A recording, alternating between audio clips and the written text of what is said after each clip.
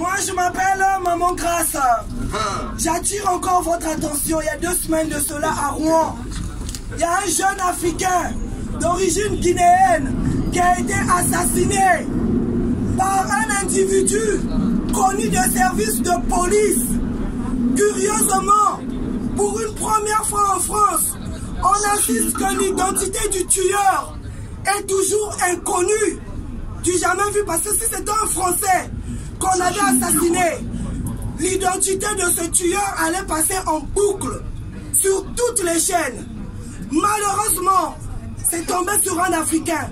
Jusqu'aujourd'hui, 2 semaines après, le corps de ce jeune Guinéen est parti ce soir en Guinée. Les Noirs ne sont plus en sécurité en France. Ce jeune Guinéen, au nom de Mamoudou Bari, était un diplômé. Il venait de soutenir sa thèse, son doctorat en droit fiscal. Et il donnait des cours à l'université de Rouen. C'était un homme sans histoire. C'était un homme intègre qui vivait paisiblement. Il a été lâchement assassiné devant sa femme et sa gamine de 2 ans. Aucun média français n'en parle. Chers amis français, ça fait des années que nous vivons ici. Nous travaillons en France. Moi, je soigne les Français dans les hôpitaux. Mais je ne me sens plus en sécurité. Et je ne sens même plus...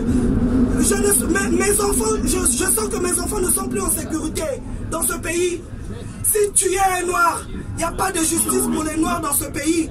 La France, pays de droits de l'homme, en 2019, on tue un noir comme ça, aux yeux et au-dessus de tout le monde. Il n'y a pas de justice pour lui.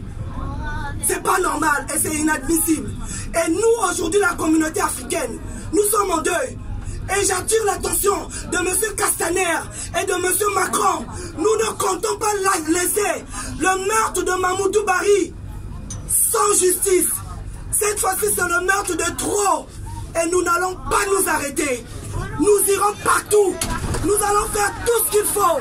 Nous n'avons pas d'armes aujourd'hui pour abattre ou exterminer les gens. Mais aujourd'hui, nous connaissons nos droits. On ne peut pas abattre un Africain comme ça, aux yeux et au-dessus de tout le monde. Mais chez nous, les Français vivent.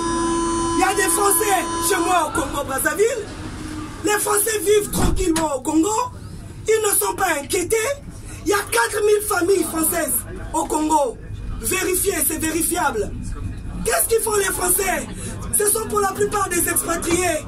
Ils profitent au bord du soleil de janvier à décembre. Ils vivent paisiblement. Mais pourquoi nous les Africains, nous devons être en insécurité dans ce pays? Pourquoi on doit nous prendre pour de la merde alors que ce sont les Africains qui balaient les métros? Réveillez-vous à 6 h du matin, vous allez voir quelle est la couleur du métro. À 6 h du matin, la France qui se lève tôt, elle a une couleur, elle est noire. Et qui se couche tard, c'est la même. Et c'est elle qui se couche tard, elle est noire. C'est celle qui rapporte des médailles. Dans les maisons de retraite ici, il y a qui? Qu'est-ce qui vous ramène des médailles? C'est l'Afrique.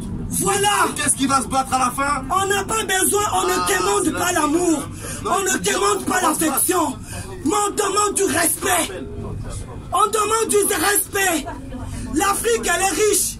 On essaie d'appauvrir notre peuple. On est là contre notre gré parce qu'on n'a pas le choix.